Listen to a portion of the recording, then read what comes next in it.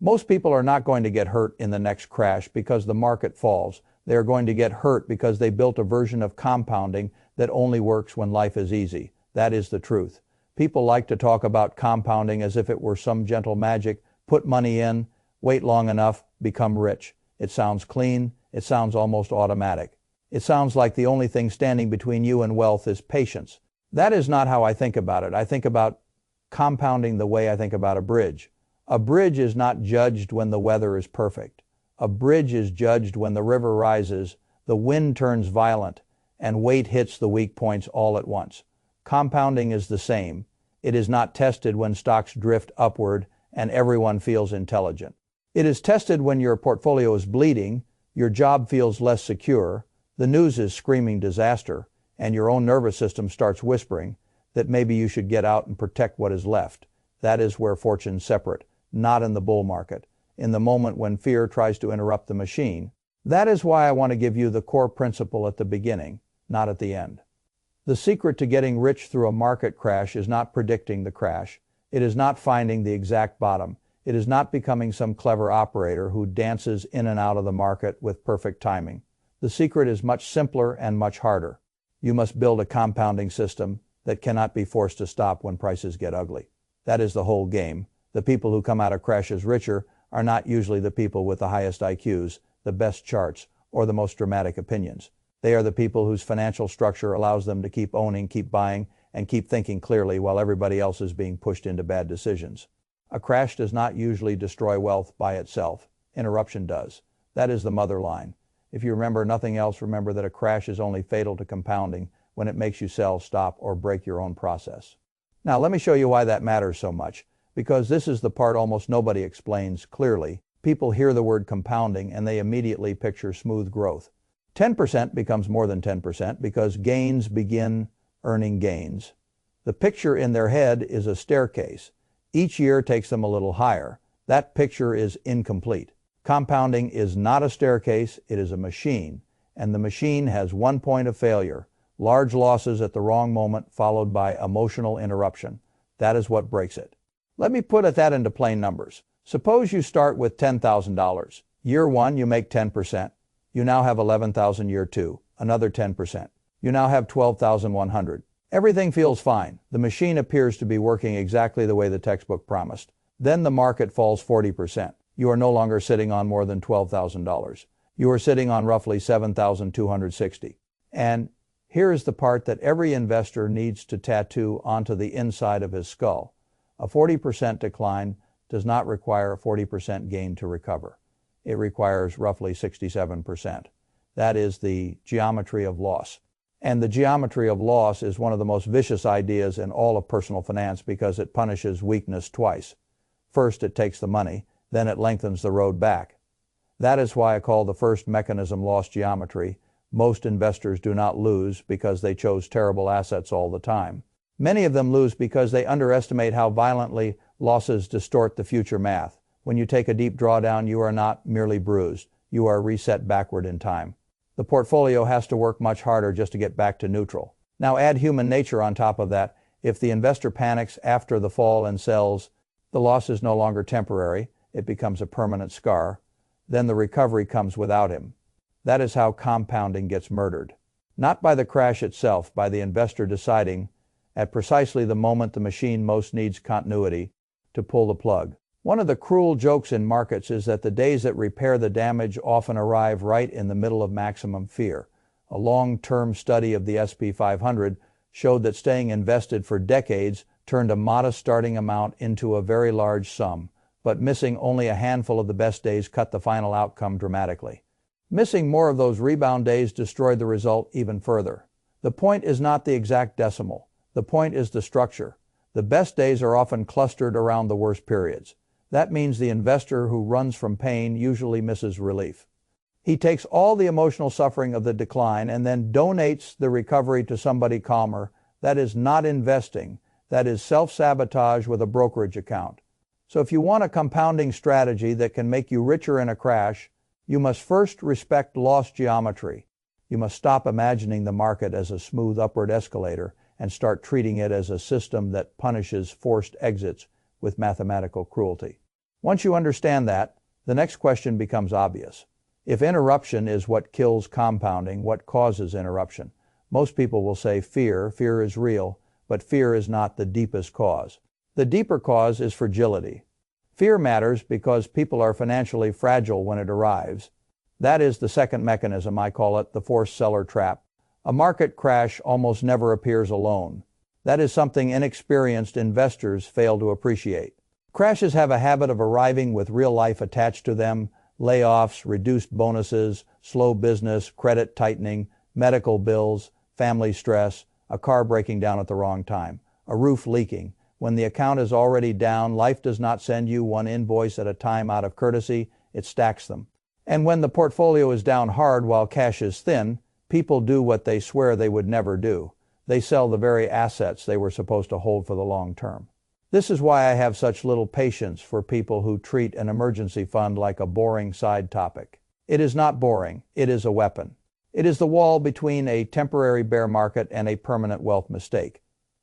If you have 3 to 6 months of full living expenses in a high-yield savings account, earning something while it waits, you are buying something much more valuable than a little interest. You are buying decision freedom. That freedom is everything in a crash, because the investor with cash is not negotiating with the market from his knees.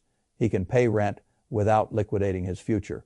He can fix the car without cashing out at a loss. He can survive uncertainty without converting a paper decline into a permanent defeat. That is why I call cash the insurance policy on compounding. It will not make you rich on its own, but it is what prevents you from becoming poor at the exact moment the market is offering your future assets at a discount. Many people think holding cash is a drag. Sometimes it is, but the absence of cash becomes catastrophic in a crash. I would rather accept a modest drag in good times than build a life that forces me to sell my winners and my index funds into a panic just because my checking account was too thin. That is amateur behavior. A grown investor prepares for the fact that life and markets love to coordinate their cruelty. Once you understand that, you stop asking whether an emergency fund is efficient. You ask whether your wealth machine can survive a month when everything goes wrong at once. That is a better question. Now we come to the third mechanism, and this is where the whole strategy begins turning from defense into offense. I call it the automatic accumulator. Most people say they want to buy during crashes. Very few people are built to do it. That is because wanting to buy cheaply and actually buying while prices are collapsing are two entirely different acts. The first is fantasy. The second is identity. In a crash, prices feel toxic. The same stock or index fund you were happy to buy a few months earlier suddenly looks dangerous, cursed, or somehow contaminated. The news does not call it opportunity. The news calls it a meltdown. Your relatives do not tell you to stay calm and keep accumulating. They ask whether you should stop before things get worse. Your own brain, which was designed to keep you alive on a savanna rather than rich in an index fund, tells you to reduce exposure to the threat. That is why automation matters so much. Dollar cost averaging is not powerful because it is flashy. It is powerful because it bypasses the weakest part of the entire process, which is your month-to-month emotional decision making. If you invest a fixed amount at regular intervals, every month, every paycheck, every 2 weeks, regardless of the market mood, something very important happens. When prices are high, your money buys fewer shares. When prices are low, the same money buys more. That sounds basic, but in a crash it becomes extraordinary. Suppose you invest $200 a month into a broad market fund at $20 a share. You buy 10 shares. Then the market falls and the price gets cut in half to $10 a share. Your same $200 now buys 20 shares. Then the market partially recovers and the share price moves to $15. Now you buy 13 more shares in only 3 months. The market chaos has done something remarkable for the prepared investor. It has increased share accumulation while everybody else was focused on price pain. That is the identity flip I want you to understand. The amateur watches the value of the account. The owner watches the number of shares. That difference changes everything. If you are still in accumulation mode, a crash is not simply a portfolio event. It is an inventory event. You are being offered more future earning power for the same monthly contribution. The only reason that feels bad is because most people have trained themselves to think like recent buyers rather than long-term owners. When you automate your contributions, you stop having to be brave every month. You build a machine that does the brave thing for you. That is what real wisdom looks like in finance. Not superior emotion, superior structure, because I know human nature. I want to be very blunt here. If you do not automate your buying in advance, there is an excellent chance you will not buy when the crash comes. You will tell yourself you are waiting for more clarity. You will wait for a better entry. You will decide that things are too unstable. Then prices will rebound, and you will tell yourself you missed it, and you will buy later at a worse level because the pain has become socially acceptable again. That is how ordinary people spend decades sabotaging extraordinary opportunities. They want courage on demand. What they really need is a system that behaves better than they do under stress. Now let us move to the fourth mechanism, because a crash does not merely test whether you keep buying. It also tests whether your portfolio was foolishly concentrated before the damage arrived. I call this the concentration trap. Diversification is not exciting conversation. It does not sound heroic. Nobody boasts at dinner that he protected his downside with boring allocation discipline, but the market has a way of humiliating the people who confuse concentration with conviction. Owning 10 different technology stocks is not diversification. Owning several businesses whose fortunes rise and fall on the same narrative is not diversification. It is one bet wearing 10 shirts. Real diversification means you have different engines in the portfolio. A broad U.S. equity core, some developed international exposure, a smaller piece of emerging markets if appropriate, some bonds for stability, possibly real estate exposure through REITs. The exact percentages depend on age, temperament, and time horizon. I am not giving you a sacred formula here. I am giving you a principle. Do not build a compounding machine that can be broken by one sector, one story, or one era ending. People always learn this too late. When one area is soaring, concentration feels intelligent. Why sell what keeps winning? Why reduce exposure to the one thing making you look smart? That is how bubbles seduce people. They reward the behavior that will later destroy them. Then the reversal arrives. The tech-heavy investor in the dot-com collapse learns that a 70% drawdown is not a personality test but a life detour. The investor overloaded in financial stocks in 2008 learns that one sector can erase years of progress. The concentrated investor does not just lose money, he loses optionality, he loses time. He loses the ability to rebalance with dignity because too much of the portfolio fell in the same hole. This leads to the fifth mechanism, and it is one of the most underappreciated in all of crash investing. I call it the rebalance engine. Most people think diversification is about reducing pain. It is also about creating ammunition. When one part of your portfolio holds up better than another, you can rebalance. That means trimming a little from what fell less or what ran ahead earlier and directing capital toward what has become cheaper.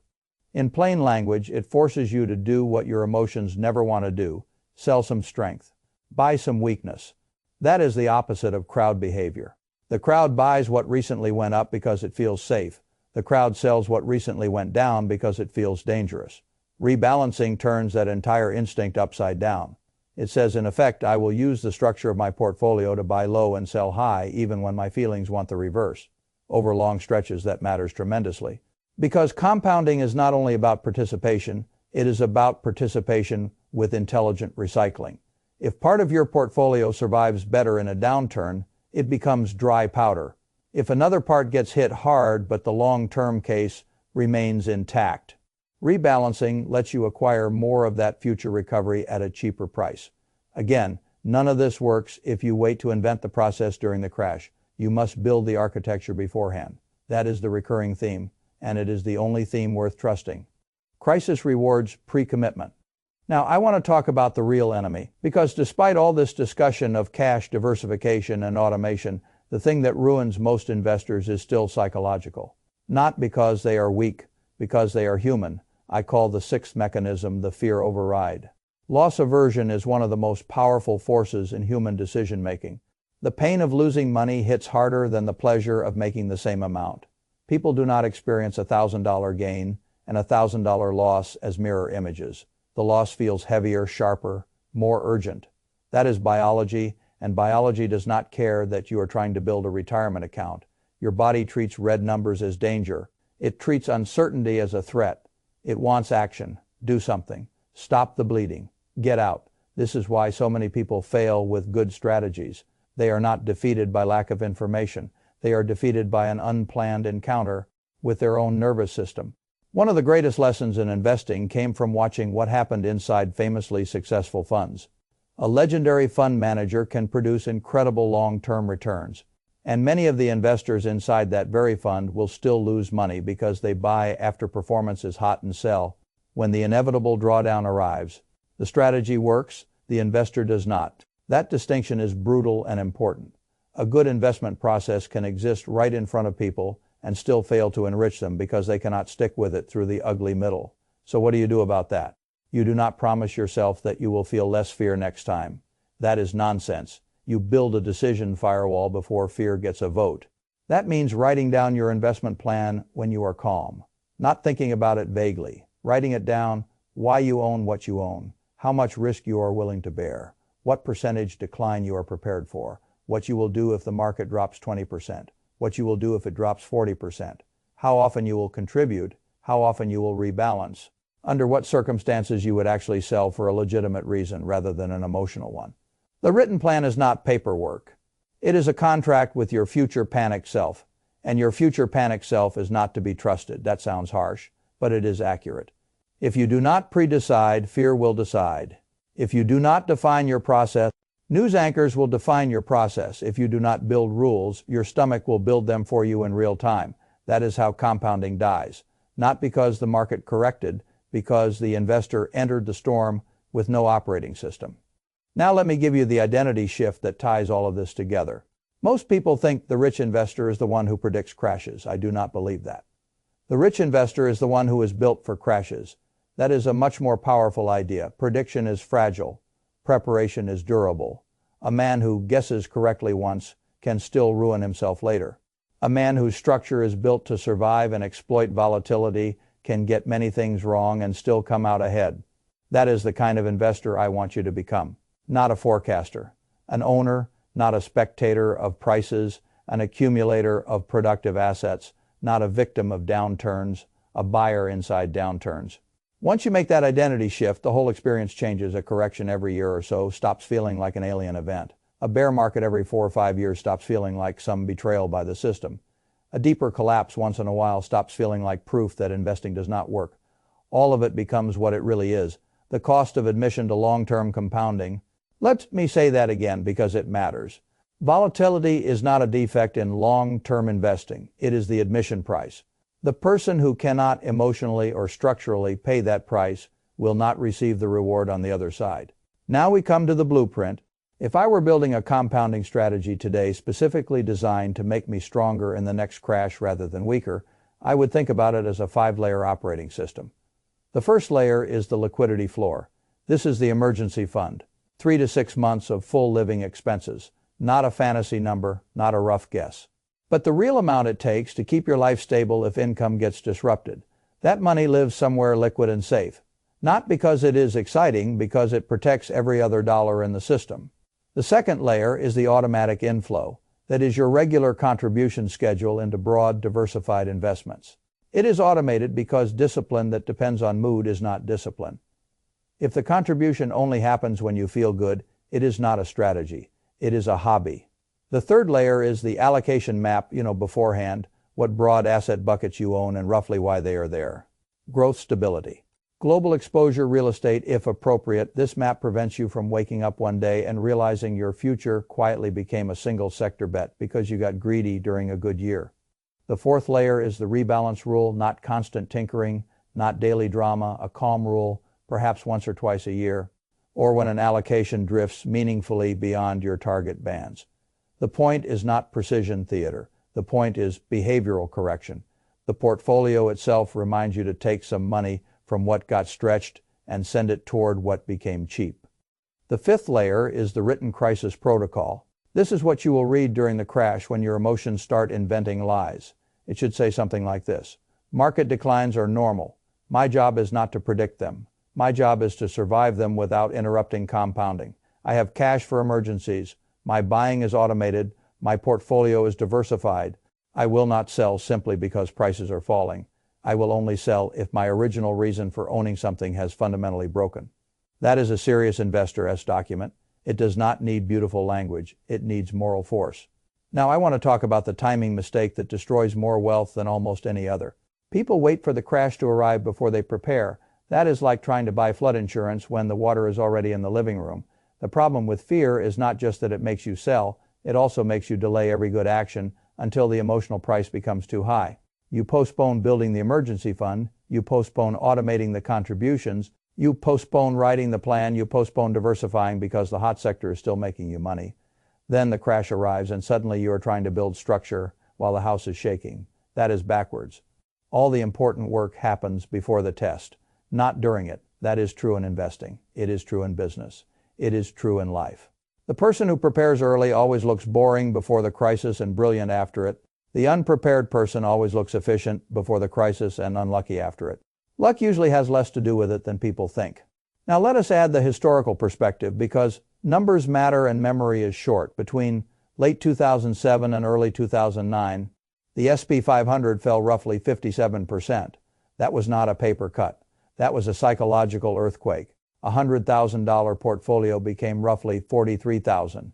Most people looking at that kind of decline do not see opportunity first.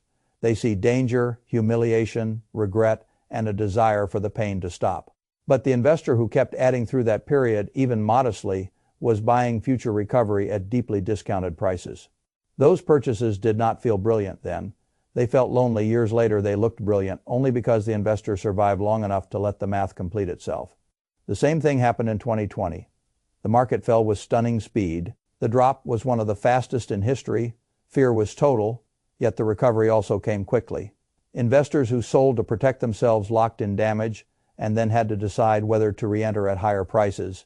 Many did not. Many waited. Many missed the move. That is the cruelty of panic selling. It feels intelligent in the moment and expensive in hindsight, which brings me back to the central truth. Crashes do not usually make prepared investors poorer. They transfer future return from the emotionally fragile to the structurally prepared. That is what is really happening. The crowd experiences the crash as a wealth event. The serious investor experiences it as a transfer event. Shares are moving from weak hands to steady hands. Future compounding is being redistributed from people who need comfort, now to people who can tolerate discomfort long enough to keep buying. Once you understand that, you stop admiring bravery and start admiring systems. Anybody can say he will be greedy when others are fearful. That line is easy to repeat and hard to finance. The real question is whether you have the liquidity, the automation, the diversification, and the written rules to actually behave that way when the moment comes. Most people do not. That is why most people sell. They were never built for the crisis they claim to understand. Now I want to close the loop with one more hard truth. You do not need to be perfect to get rich through crashes. You do not need to call the top. You do not need to catch the bottom. You do not need to maximize every single dollar. Perfection is the religion of people who do not yet understand compounding. What you need is continuity. If your process keeps running, time can forgive a great many imperfections. If your process stops, time becomes your enemy. That is why I have spent this entire conversation pushing you toward one idea again and again. Do not build a portfolio.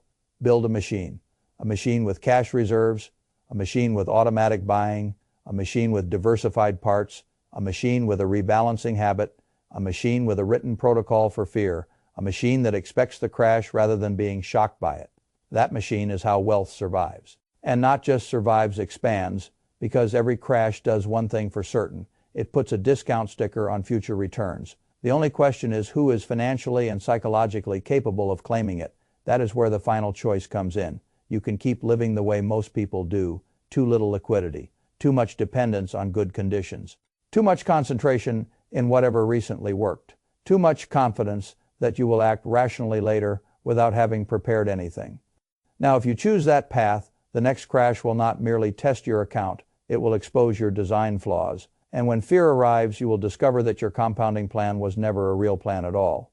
It was just optimism wearing spreadsheet clothes. Or you can do the harder, wiser thing. You can start now. Build the liquidity floor, automate the buying, diversify with purpose, write the rules, accept volatility as the ticket price rather than the betrayal. And when the crash comes, because it will come, you will not need to improvise courage. You will simply follow the machine you already built. That is how ordinary people become wealthy in extraordinary downturns. Not by being fearless, not by being lucky, by being ready. And once you are truly ready, a market crash stops looking like the end of your compounding. It starts looking like the moment your compounding finally proves it is real.